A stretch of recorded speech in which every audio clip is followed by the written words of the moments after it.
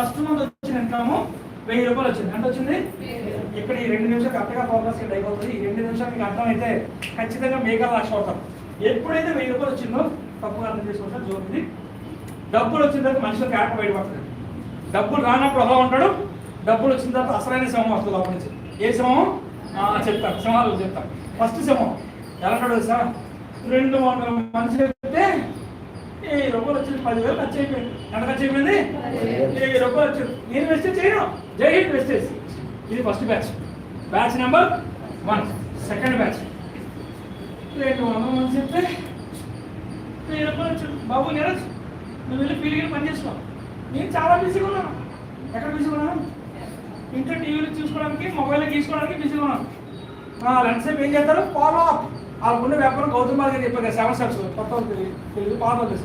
Follow up ఒక్క point గుర్తుండిపోయింది. ఏం చేయాలి? Follow up. ఇంట్లో కూర్చొని చక్కగా ఫాలో అప్ చేయాలి. అది వాళ్ళు ఏమంటారంటే మన ఫిల్మ్ ఇండస్ట్రీ